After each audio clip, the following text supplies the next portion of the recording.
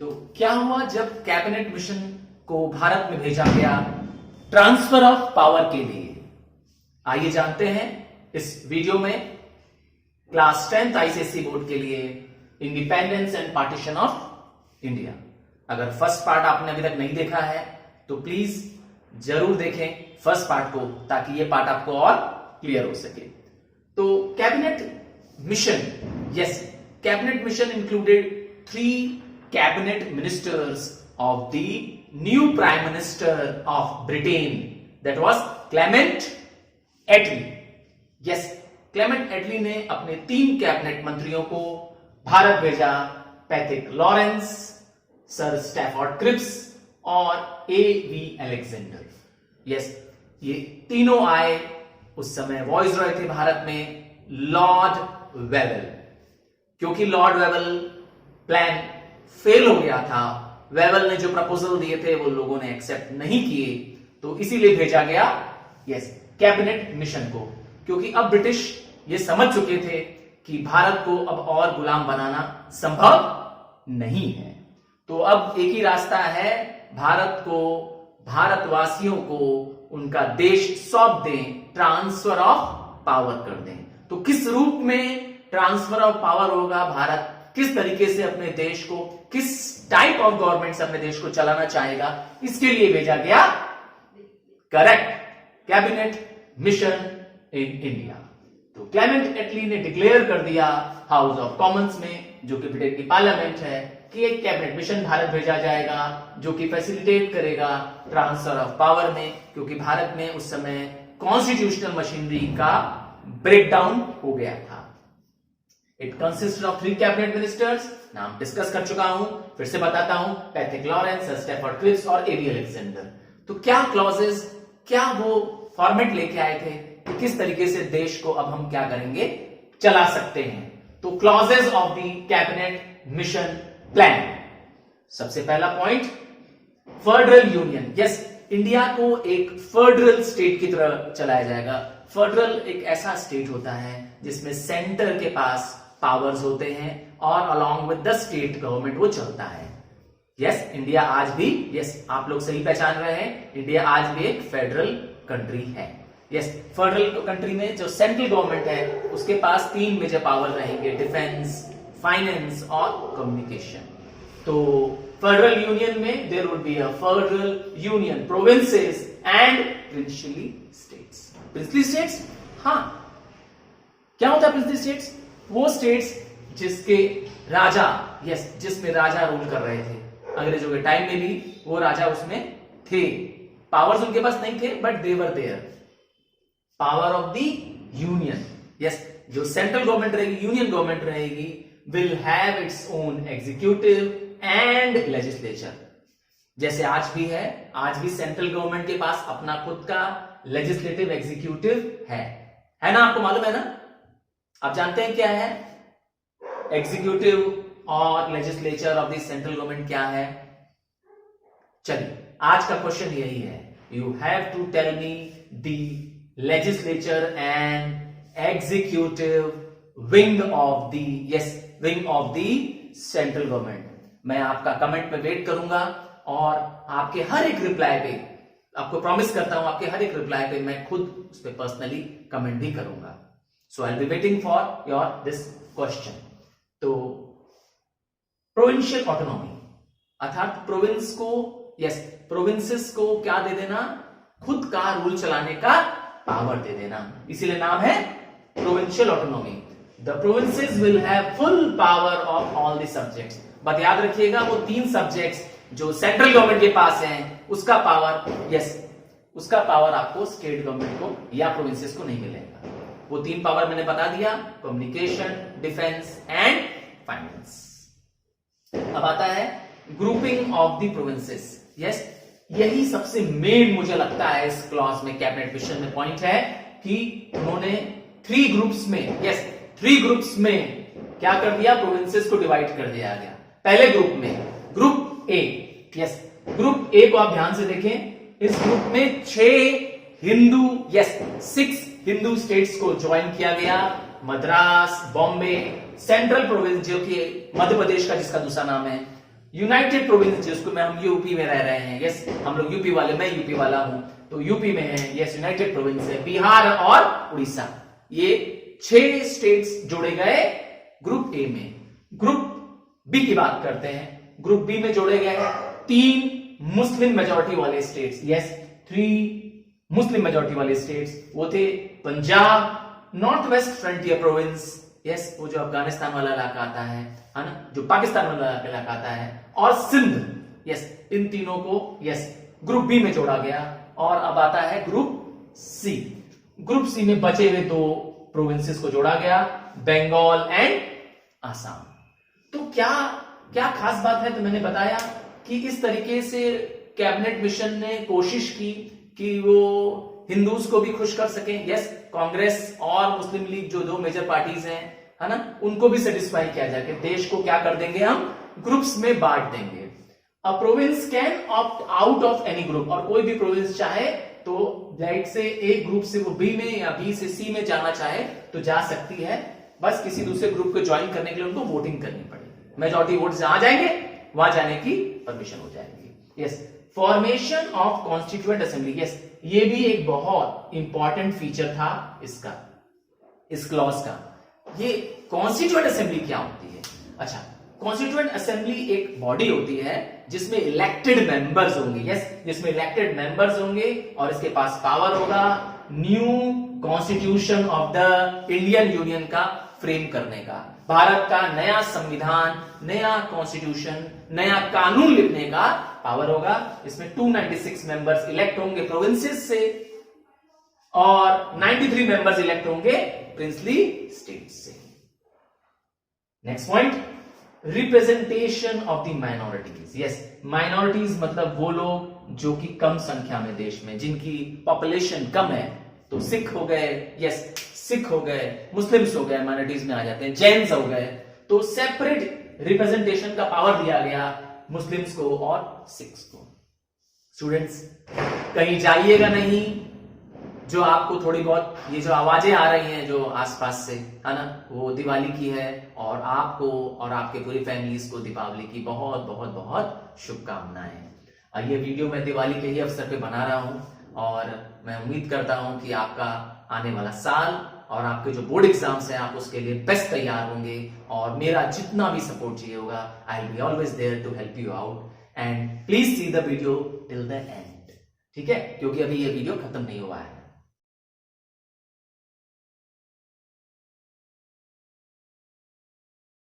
7th point, formation of N interim government. Yes cabinet mission ने decide किया कि भारत में एक इंटरिम गवर्नमेंट अर्थात हमारी खुद की इंटरनल गवर्नमेंट बनाई जाएगी जिसमें 14 मेंबर्स होंगे और वो वॉइसरॉय को, जो देश में वॉइसरॉय थे, यस मैंने बताया था लॉर्ड वेबल उस समय वॉइसरॉय थे, उनको वो क्या करेंगे, सपोर्ट करेंगे।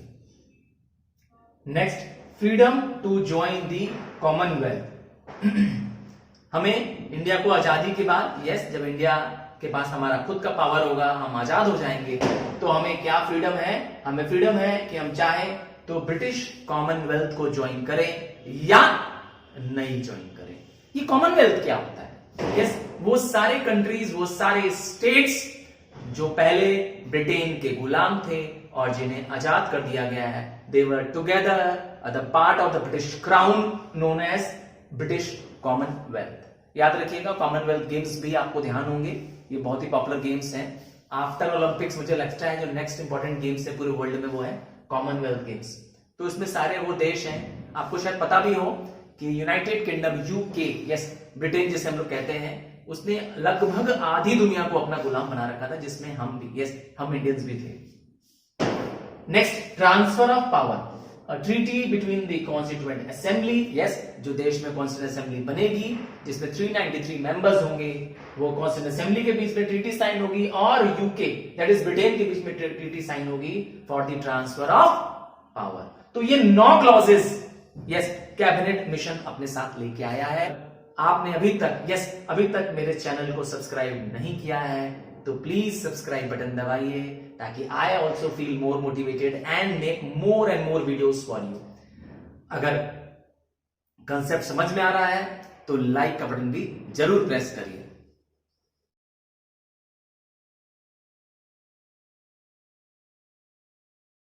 तो आइए अब जानते हैं कि क्या रीजंस रहा कि कैबिनेट मिशन ने डिमांड फॉर पाकिस्तान को रिजेक्ट कर दिया। यस, मुस्लिम लीग ने डिमांड रखी थी कि उसे एक सेपरेट नेशन मिले मुस्लिम्स के लिए, that was Pakistan, but cabinet mission ने उसे रिजेक्ट कर दिया। और रिजेक्शन करने के लिए कुछ 5 रीजंस दिए। आइए सबसे पहला रीजन जानते हैं। The formation of Pakistan would not solve the problem of communal minorities. Yes, minorities अर्थात मुस्लिम्स की प्रॉब्लम सॉल्व नहीं होने वाली थी, क्योंकि मुस्लिम्स पूरे इंडिया में अलग अलग प्रोविंसेस में बटे हुए थे और उन सब मुस्लिम को एक साथ एक स्टेट में पाकिस्तान में ले जाना एक प्रॉब्लम थी। Second, there was no justification for including non Muslim districts in Pakistan. जो नॉन मुस्लिम एरियाज हैं, स्पेशली बंगाल में, उड़ीसा में और असम में, उसको पाकिस्तान में इंक्लूड करने का कोई मतलब नहीं था, because majority of the peoples were Muslim as they had non-Muslim populations also.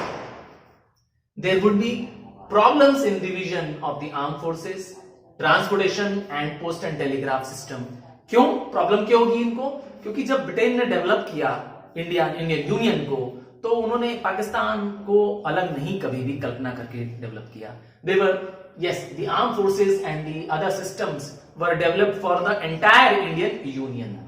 The princely states would find it difficult to decide which union to join.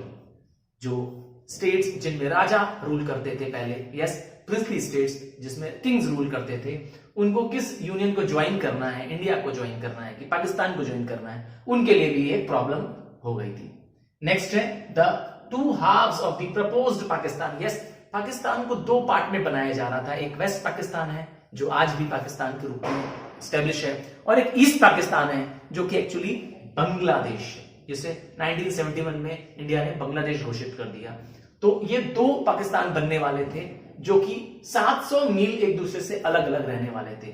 तो एक देश वेस्ट और ईस्ट में है और 2 700 माइल्स की दूरी पर है, तो उनके बीच में कैसे सामंजस्य बैठेगा?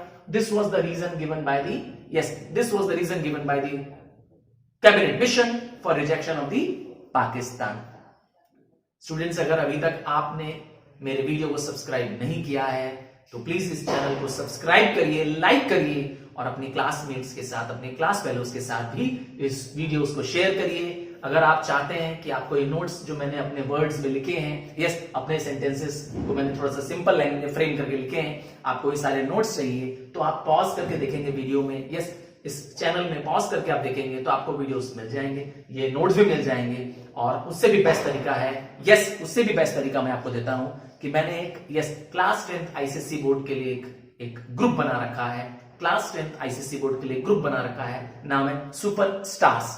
बस आपको क्या करना है, डिस्क्रिप्शन में व्हाट्सएप नंबर दिया हुआ है मेरा, आप उस व्हाट्सएप नंबर पे जाएं और अपना नाम टाइप करें, हाय टाइप करें और अपना स्टेट टाइप करें।